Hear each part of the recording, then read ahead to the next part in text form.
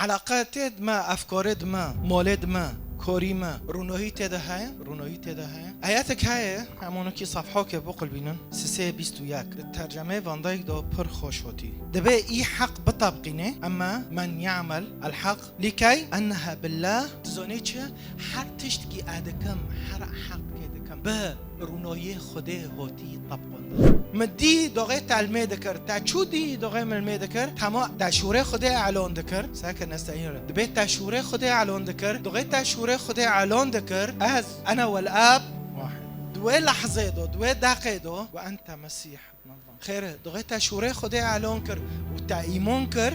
کر تی مسیح ببینه و ایشت دوه لحظه دو نه بس تی مسیح دبه بینه ابن الانسان ببینه پینجویه و ملائکت الله صاعده و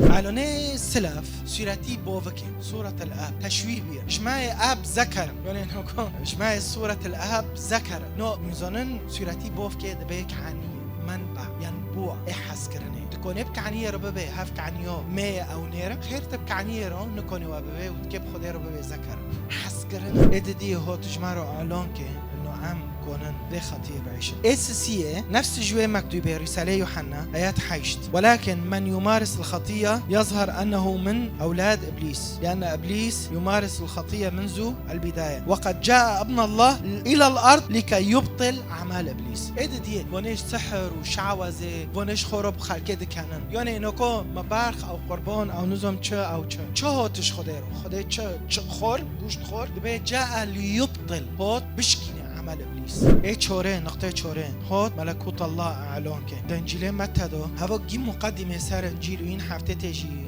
جزئی تولیه به بلکه نعمتی خدا صحاح 4 آیات 23 به وكان يسوع يتنقل في الجليل كلها ويعلم في المجامع اليهودية ينادي ببشارة الملكوت ويشفي اعلان دکر شفاء چه میزونن یا حبا دوغیت اعلان دکه شوره خدا شفاء مولت هذا چه دوغیت اعلان که سر ملکوت انه ملکوتی خدا اونای ملکوتی خدا اونای ملکوت شفاء چه ببه تحریر چه ببه و ته شوره خدا اعلان که مال خدا و مالت تحریر ببه به ملکوت الله في داخلكم تجبر خش که خوف فایده که تفاد شیره تبه هر ملو کس نزون به تلوی من خیر که تب کسی رو دبه تناقض من خوفاشر نکنم شیخ که ببه تا ایمنه تكوني وابكي ازو تفون بشرنا عم نكون وابكن خدي ازو تفو تشيكرن بكل فخر دبي